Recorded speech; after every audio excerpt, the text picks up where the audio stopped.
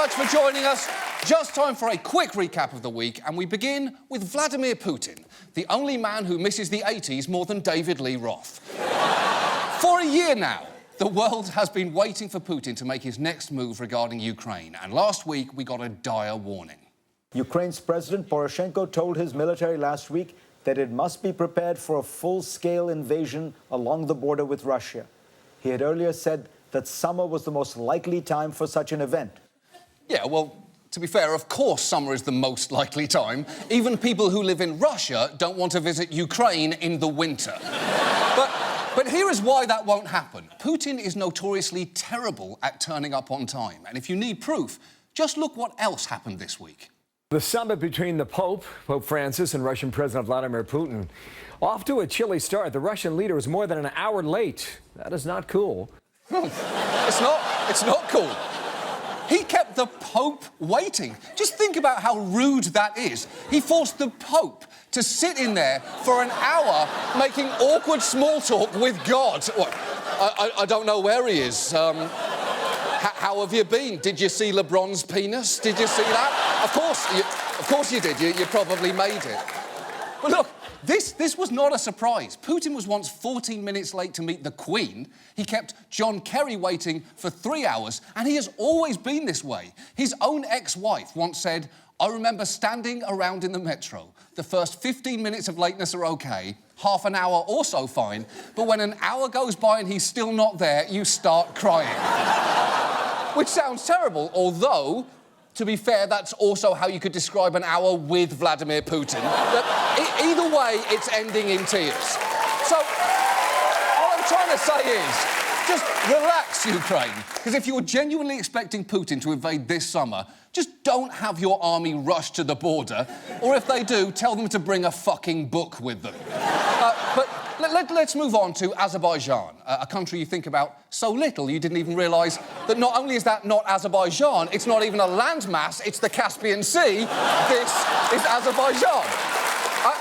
I don't know when I'm going to get tired of this game, but it's definitely not now. Azerbaijan has spent this week attempting to get the world's attention. Well, the first ever European Games have kicked off with a lavish ceremony in Azerbaijan's capital, Baku. 6,000 athletes from 50 countries will compete over the next 2 weeks. Yes, the European Games have begun. And don't worry if you've never heard of them, that's probably because they've never taken place before. But they're definitely here now, and they feature 20 heart-pounding events, including men's synchronised trampoline, beach soccer and group aerobics. The athletic pursuit that answers the question, what if an orgy was somehow platonic? Azerbaijan has even gone so far as to create a pair of ridiculous mascots, Jayran the gazelle and a pomegranate named Nar, who, let's be honest, look like refugees from an Azerbaijani children's show called Sexy Horse and the Child's Radish. Now, these games have reportedly cost Azerbaijan billions of dollars, and they're largely seen as a strategy by President Ilham Aliyev to boost the country's profile. And the good news for him is people are now talking about Azerbaijan. The bad news is what they're saying. There's been a lot of criticism of their human rights records and corruption, high-level corruption allegations, and that criticism has really intensified because of these games putting Azerbaijan very much in the international spotlight. And that was always going to happen. Azerbaijan demanding the spotlight is like Gérard Depardieu demanding to be filmed in high def. Why would you ask for that? Close scrutiny might not be your best strategy here. Unsurprisingly, Azerbaijan has been trying to prevent stories about how repressive their regime is, and they've been doing it in the most repressive regime way possible. Dozens of foreign journalists have been banned by the authorities. The Guardian was banned, we were banned. Khadija Ismailova, an investigative reporter, was arrested after revealing corruption among the president's family. Look, Azerbaijan, you cannot have it both ways. You can't scream out to the world, notice me, and then decide to be a dick to journalists. You're a country, not Shia LaBeouf. And finally this week, we turn to Canada. It's basically 5 hockey rinks surrounded by bears. The Canadian Senate has recently been reeling from a political scandal. The Auditor General's report on Senate expenses has been released, and it flags the accounts of 30 senators. Nearly $1 million in spending has been flagged. In some cases, Canadians paid for senators to go on golfing and fishing trips, even hockey tickets and holidays. Wow, hockey and fishing trips. This scandal could not be any more Canadian if public money was used to get Drake to drink maple syrup on Niagara Falls. Now, this report comes after roughly 18 months of auditors examining senators' expenses, and they have uncovered some questionable claims. Former Speaker Noel Kinsella billed $5,600 to attend a funeral with his wife. Terry Mercer charged taxpayers nearly $3,500 to attend the 100th anniversary of the Toronto Curling Club. A man named Terry going to a curling club anniversary. Kudos, Canada. You made this scandal more Canadian after I explicitly said that that could not be done. Well played. Well played, Canada. And even though those lawmakers say they did nothing wrong, $5,600 is still a ludicrous amount to spend to attend a funeral unless you're going to some kind of 3-day destination burial in Barbados. Typical Sharon making everyone fly down here for this. And yes, almost $1 million of misappropriated public money is not nothing. But there was another number regarding this story which Canada might want to take a close look at. It cost $23.6 million to conduct this audit, which only found less than $1 million of questionable expenses. A source tells Global News auditors were brought out of retirement to complete the 18-month investigation. The cost of the audit is so much because of how thorough auditors are being, demanding receipts for everything from postage stamps to breakfasts. How the hell do you spend nearly $24 million auditing stamps and breakfasts? Canada, I think you've forgotten what a scandal is. And may I remind you that Rob Ford, your crack-smoking mayor, is still currently sitting on the Toronto City Council. But you know what? This whole audit was actually worth it, just to provoke a single moment with Senator Nancy Ruth. Because watch her angrily explain why she expensed a breakfast on a business trip instead of eating the complimentary meal provided on the plane. And they say I should have not claimed because I should have eaten that breakfast. Well, those breakfasts are pretty awful. If you want ice-cold camembert with broken crackers, have it. Now, listen. Let this be a lesson to all politicians. It is hard to elicit any kind of public sympathy when you're uttering a sentence that includes the word camembert. Because even if someone's yelling, "Help, I'm choking on camembert," it still basically sounds like they're showing off. And now, this. And now, newscasters trying not to swear. One senior White House official tells Politico magazine, "We know we're in for an expletive storm if we lose the Senate." Quote, the most ludicrous piece of pink expletive they've seen all year. And let me sanitize this. It really bleeps things up. If they don't step up by the end of the year, bleep them. Baby Netanyahu is chicken bleep. You can put a cherry on a pile of bleep, but it don't make it a sundae. You are a bleep. You are a bleeping wet dog. I want to bleep in your bleeping mouth. I'm going to slap your bleeping mouth. You're going to get your bleep beat. What's the bleep? I can't say that. Say that Head Start is a failure. You don't know what the fuck you're talking about. Whoa, bleep! What are you doing? Moving on. Our main story tonight concerns torture. It's the thing that happens to Mel Gibson in all his movies.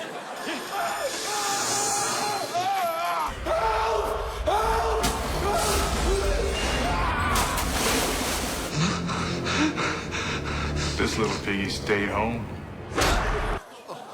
Wow, that is awful. Although, I will say, the past decade of Mel Gibson's life has made those clips slightly more enjoyable to watch. Sadly, torture is not just something that happens to Mel Gibson. It's also been practiced by the United States, as President Obama admitted last summer in a bizarre manner. In the immediate aftermath of 9/11, we did some things that were wrong. We did a whole lot of things that were right, but we tortured some folks. That's a weird way to phrase that. You sound like you're quoting a horrifying Andy Griffith episode. You see, Opie, things got a little out of hand down at the jailhouse, and Barney and I, well, We tortured some folks. We tortured those folks good, Ope. The president's comments were triggered by the Senate Intelligence Committee's massive 6,700-page report on the CIA's detention and interrogation program. The full report remains classified, but a 500-page summary was released in December. And it's even actually available on Amazon, and you should get a copy, especially if you're looking for a truly terrible book club pick, because this has got to be right up there with a lawnmower repair manual or Bill Cosby's memoir, Time Flies. You know when time really flies? When you lose consciousness for 3 hours and wake up in Bill Cosby's limo. But that's not the point. That's not the point. The point is, clearly, most people have not read this summary. That's not particularly shocking. What is shocking is that many of those actually involved in the programs, even former director of the CIA, Porter Goss, have not read it either. I have not read a word of the report. I have not read a word of any of this stuff. How have you not read it? You're fucking in it 81 times. Spoiler alerts, by the way. Sorry, spoiler alerts. You can do it, though. Just knock out a chapter a night. And if you can't find the time to sit down and read it, don't worry. We've made an audiobook version with Academy Award-winning actress Helen Mirren reading the report for you. And I'm not kidding about that. She did it for us. Take a listen. The CIA placed individuals with no applicable experience or training in senior detention and interrogation roles. Yes, that's the actual Helen Mirren reading the report that you should have already read for you, Porter Goss, so put it on in your car and fucking listen to it. And look, I know no one wants to read this or talk about what's in it, but there are a few things in here that we all should really grapple with, because as a recent poll revealed, a lot of us may have some dangerous misconceptions about torture.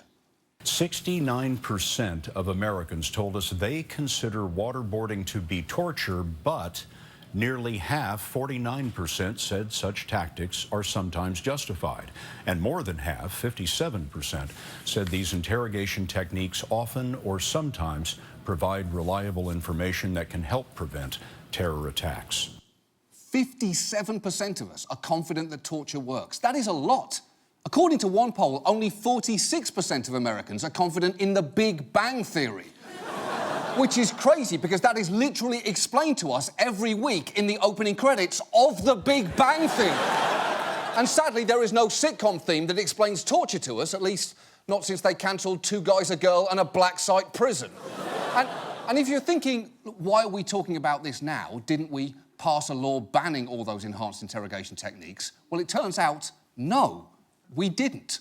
We checked, and the only restrictions put in place were by an executive order President Obama signed in 2009 requiring interrogations to follow the Army Field Manual. And that's it. And executive orders can be instantly overturned as soon as a president leaves office. And think about that.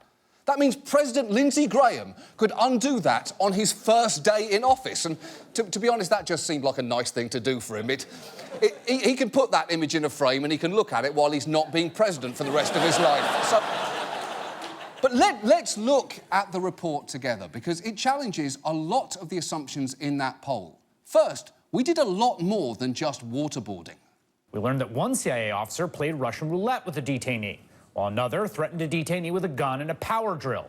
We learned at least 5 detainees were subjected to so-called rectal rehydration, or feeding through the rectum with no medical necessity. Yes, forced rectal rehydration. And the details of that in a footnote of this report are so graphic, not even Helen Mirren can make them sound appealing. Majid Khan's lunch tray, consisting of hummus, pasta with sauce, nuts and raisins, was pureed and rectally infused. Just try not to think about that the next time you eat hummus. In fact, I feel like I should preemptively apologise to the Sabra hummus brand, because your sales are about to drop quite noticeably. And it doesn't stop there. The report also cites the tragic case of Gul Rahman, a completely innocent man picked up in a case of mistaken identity who was shackled to the wall of his cell and later found dead, likely from hypothermia. And at this point, we could all probably do with hearing Helen Mirren reading something a little more pleasant. Maybe some Beatrix Potter. Flopsy, Mopsy and Cottontail, who were good little bunnies, went down the lane to gather blackberries. Oh, thank you, Helen. That's so much nicer. Please, tell me more about the bunnies. But while Flopsy, Mopsy and Cottontail were on their way to pick blackberries, Peter was chained to a wall in Farmer McGregor's basement. He'd been badly beaten, and a tray of carrots and raisins was pureed and rectally infused.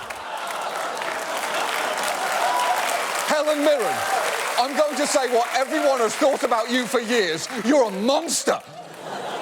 And look, you may think, as 57% of you evidently do, that at least those tough techniques provided us with reliable intelligence. Well, not so much. The report's most damning conclusion is that the tactics were ineffective, despite the CIA's claim that 20 detainees subjected to them shared crucial information, some of which led to Osama bin Laden.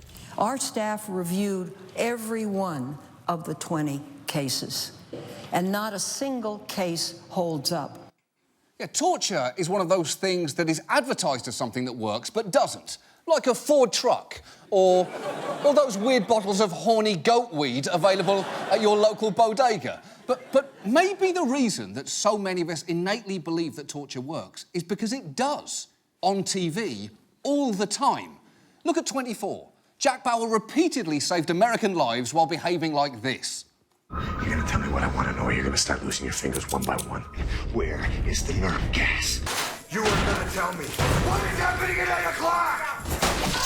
No! You probably don't think that I could force this towel down your throat. But trust me, I can. Emmy for Best Drama 2006. Beat The Sopranos. Great show. And look, torture works on 24 and in movies because it has to. It's a dramatic device to move the plot along. But ask terror experts and they'll tell you it's one of those movie tropes that's got no basis in real life. Like a wedding being interrupted, or someone this handsome feeling sad, or this character being part Asian. It works because they just says it does and we're supposed to take it. And yet, even supposedly smart people like Antonin Scalia, an ill-tempered bullfrog in a robe, they cite 24 as evidence that torture could be justified. He said, Jack Bauer saved Los Angeles. He saved hundreds of thousands of lives. Is any jury going to convict Jack Bauer? I don't think so. And look, Justice Scalia, just because Kiefer Sutherland does something on camera does not mean it's a great idea. Unless, of course, that thing is him drunkenly running into a Christmas tree. That would explain everything.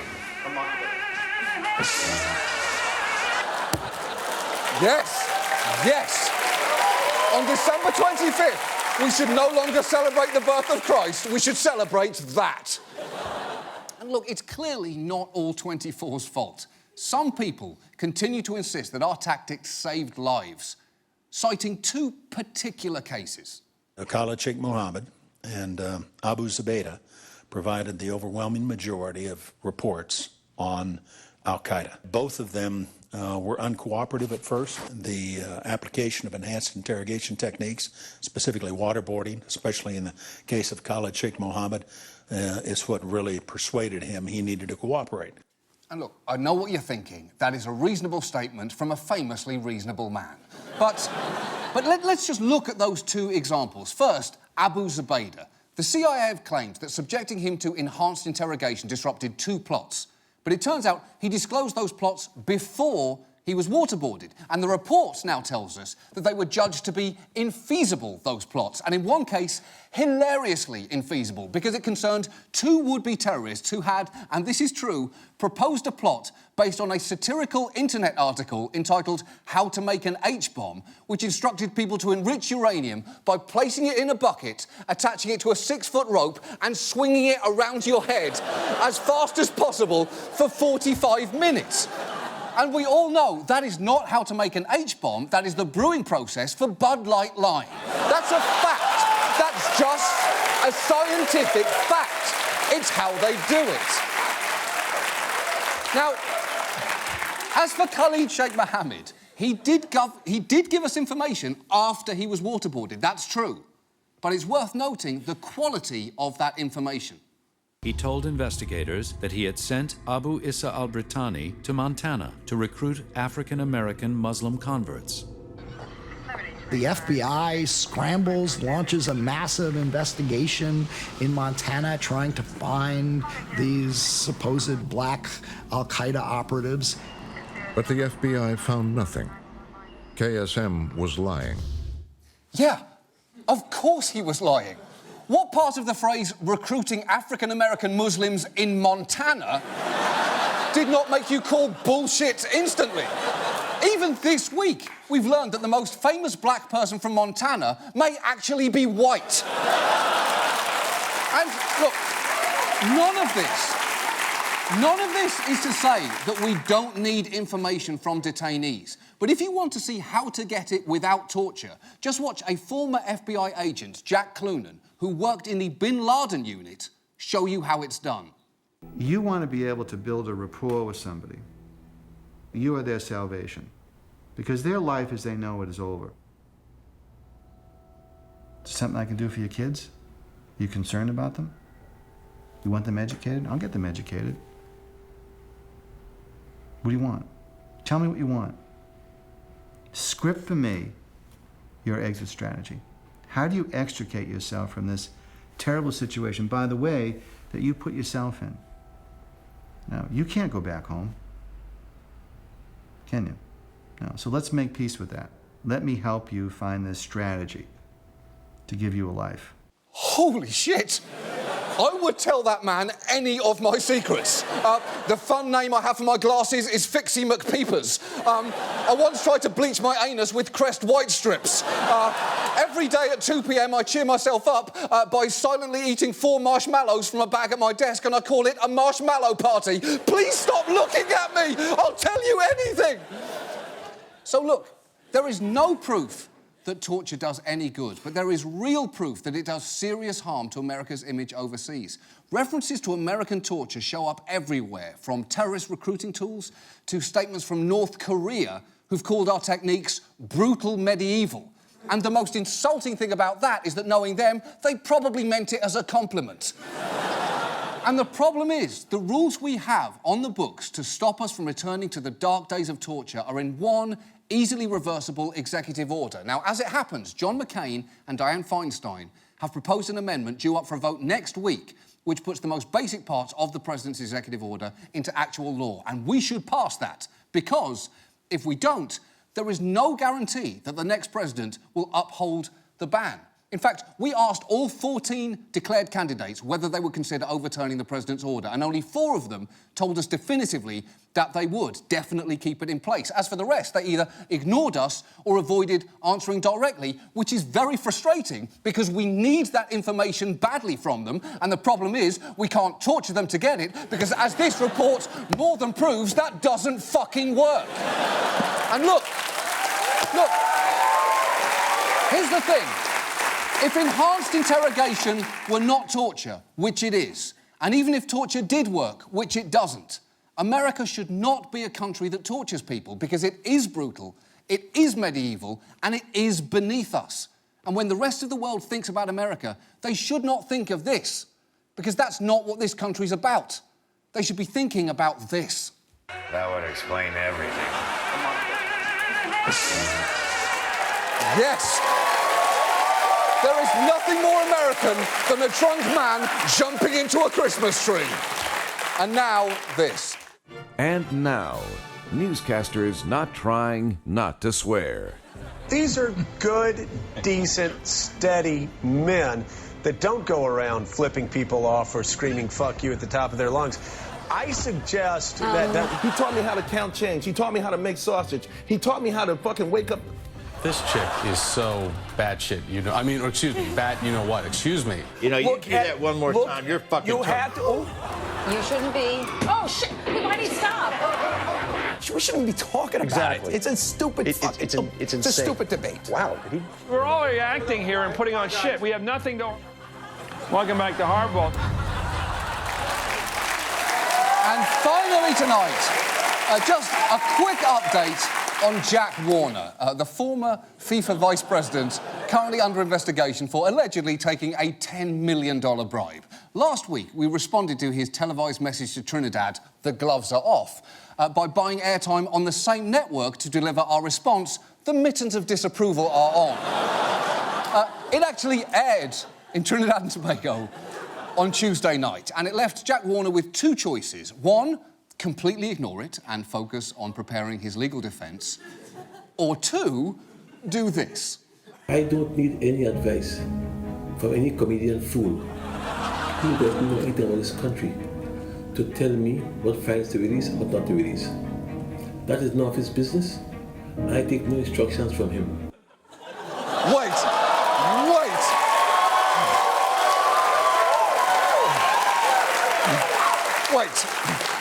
Comedian fool? That's not an insult, that's literally my business card. I've got to say, if you really want to insult me, you've got plenty to work with here. Why not say I look like the reflection of Harry Potter in a doorknob? Come on, I'm doing your job for you. And second, I have to ask, what was that music behind you? We didn't add that, it was in the original. And believe me, it continued to build. I don't take any instructions from an American at this point in time. The point I want to make to you, however, is however much we may disagree as a people, however much we may fight among ourselves, we do it among ourselves within our borders. But against outsiders, we have to stand united. Oh, he is really good at making videos. Because that music makes anything sound better. We looked it up, and it's a song called Ash. And if you're wondering how we found it, it turns out, and this is true, if you type the phrase epic and dramatic music into Google, it's the first results that pops up. It's the first one. I will tell you one thing that Jack Warner is definitely not guilty of, and that is overthinking his music choices. And listen, Trinidad, I am sorry you got dragged into this. You're an amazing country. Tobago, not so much. But the point is, I am sorry you got caught in the crossfire here, because this should be between me and Jack Warner. So I'd like to give him another message, if you don't mind. Mr. Warner, we meet again, old friend. It is I, the comedian fool. Jack, we're a lot alike, you and I. We both know this particular music makes anything we say sound a lot more impressive than it actually is. And we both have our flaws. People have said I'm not a good listener, for example. Just as I've said that you diverted $750,000 in Haiti relief funds into a bank account you controlled. And sure, we may both dispute those charges, but my point is neither of us is perfect. And so to you I say this, Jack. If you really want to continue to trade shit-talking videos with increasingly high production elements, then consider your challenge accepted, my friend. Because you have magnificent music under yours. Well played. Well, I see your music choice and I raise you fire. Your move, Jack. Your move. Either respond to me, but this time next week with a more spectacular video than this, or I will accept your graceless defeat. That's our show.